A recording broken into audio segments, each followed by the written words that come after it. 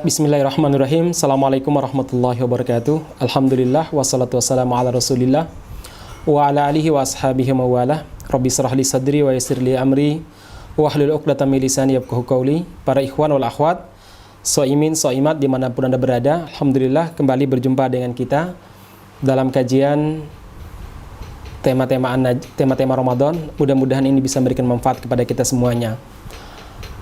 Teman-teman sekalian, ketika Anda dipanggil oleh seseorang, sebanyak sekali panggilan, saya yakin Anda mungkin belum begitu perhatian. Kalau dipanggil 3 kali, mungkin Anda sudah sangat perhatian sekali. Apalagi kalau dipanggil lebih daripada 5 kali. Itu pasti Anda perhatian, ini ada apa kok panggil sampai 5 kali. Jemaah sekalian, orang yang manggil lebih daripada 5 kali, bahkan lebih daripada 10 kali, pasti ada sesuatu yang penting. Nah, ma'asyiral muslimin yang mudah-mudahan dirahmati Allah Subhanahu wa taala, sadarkah kita bahwa setiap hari kita meminta kepada Allah Subhanahu wa taala dalam panggilan-panggilan iman, dalam panggilan-panggilan doa sebanyak 17 kali. Sebuah permintaan yang luar biasa. Permintaan apakah itu? Ihdinas siratal mustaqim. Ya Allah, tunjukilah kami jalan yang lurus. Anda bayangkan minimal 17 kali dalam sehari.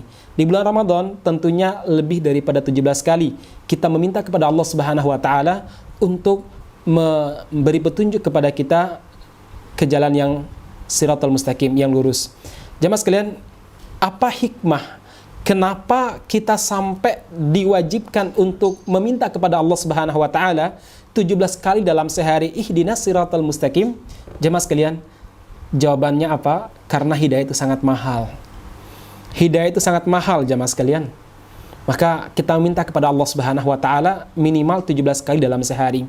Begitu mahalnya, sampai-sampai Rasulullah sallallahu alaihi wasallam tidak bisa memberikan hidayah kepada pamannya yang telah sekian tahun membantu beliau dalam berdakwah, yaitu Abu Thalib.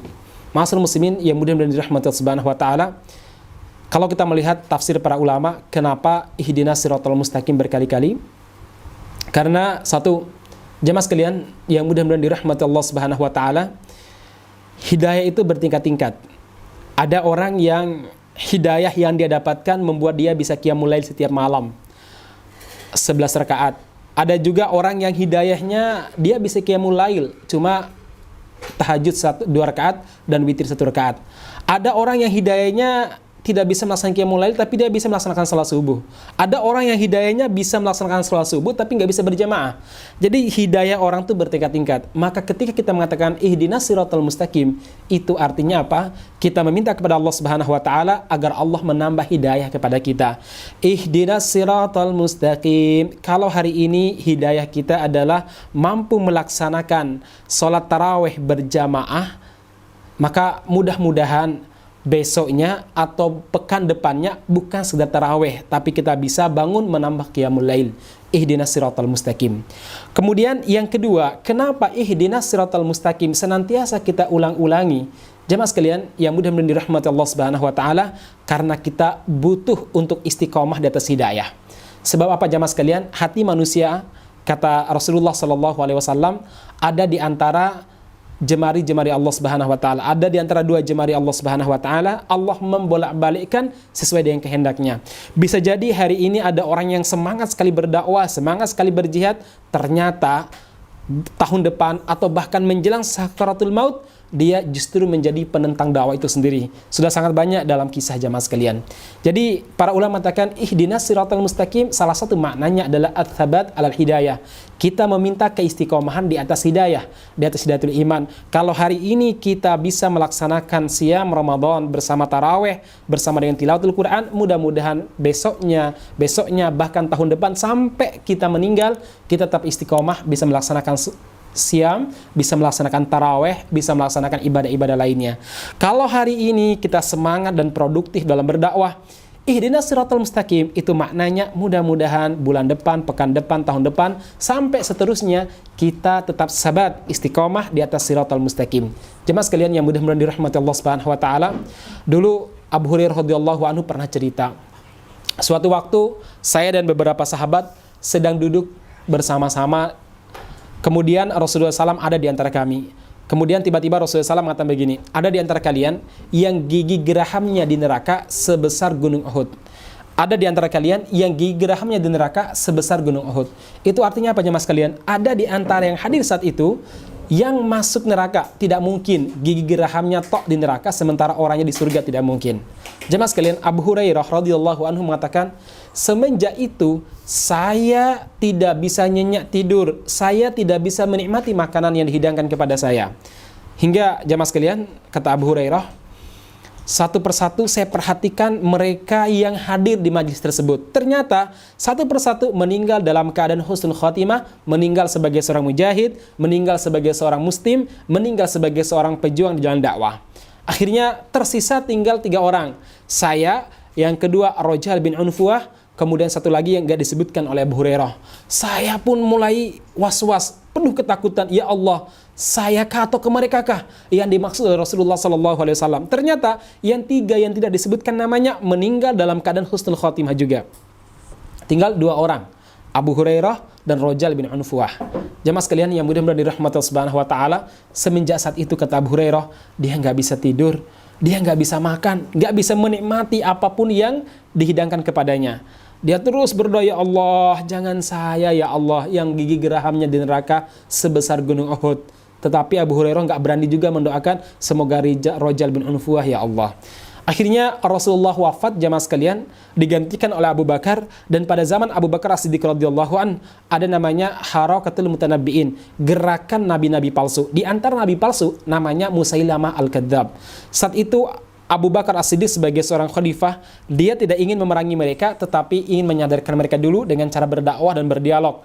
Akhirnya ada orang yang menginginkan dirinya sebagai perwakilan khalifah untuk mendatangi Musailamah Al-Kadzab. Siapa orang tersebut? Dialah Rojal bin Unfuah. Dia meminta amanah untuk bisa berdialog dan menyadarkan Musailamah Al-Kadzab. Akhirnya Abu Bakar As-Siddiq radhiyallahu anhu pun membiarkan dia dan mengamanahkan itu kepadanya. Tetapi apa terjadi jemaah sekalian?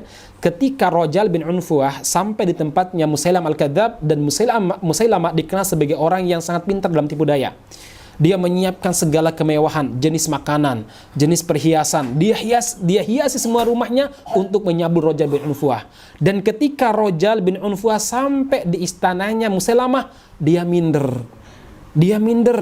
Dia inferior, lemah jiwanya melihat dirinya miskin dan berhadapan dengan apa? Keistimewaan dan kemewahan yang dimiliki oleh Musailamah Al-Kadzab. Dan itu ditangkap oleh Musailamah. Dia pun membawa Rojal ke sebuah tempat khusus dan dia melobi Rojal agar membenarkan kenabiannya dengan beberapa tawaran. Satu, dia akan diberikan jabatan kekuasaan.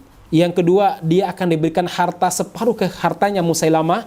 Dan yang ketiga, dia akan dicarikan perempuan-perempuan cantik orang-orang Musailamah Al-Kadzab pada saat itu. Akhirnya terjadi apa yang terjadi? Rojal bin Unfuah bukan datang untuk menyadarkan Musailamah, justru dia ini membuat Musailamah semakin kuat klaim kenabiannya karena dia mendukung kenabian Musailamah. Akhirnya jamaah sekalian yang mudah-mudahan dirahmati Allah Subhanahu wa taala, setelah itu para sahabat mengatakan, sungguh fitnah Musailamah tidak seberapa dibandingkan fitnah Rojal bin Unfuah. Kenapa? Orang-orang mengatakan bahwa Rojal adalah sahabat Nabi, bahwa Rojal adalah orang yang mengerti wasiat Nabi, bahwa Nabi berwasiat sebelum meninggal kenabian akan diwariskan kepada Musailamah Al-Kadzab. Akhirnya apa terjadi? Terjadi fitnah yang sungguh sangat dahsyat. Makanya ma'asyiral muslimin yang mudah-mudahan dirahmati Allah Subhanahu wa taala, kenapa kita meminta ihdinas siratal mustaqim minimal 17 kali dalam sehari? Karena hidayah itu sangat mahal. Yang kedua, karena hati kita ini bisa bolak-balik. Oleh karena itu, ihdinas siratal mustaqim, tambahkan hidayah di atas hidayah, istiqomahkan kami di atas hidayah. Mudah-mudahan doa kita yang sangat sakral dalam keadaan suci menghadap kiblat, dalam keadaan khusyuk ihdinas siratal mustaqim, senantiasa dikabulkan oleh Allah Subhanahu wa taala. Amin ya rabbal alamin. Barakallahu fiikum ajmain. Assalamualaikum warahmatullahi wabarakatuh.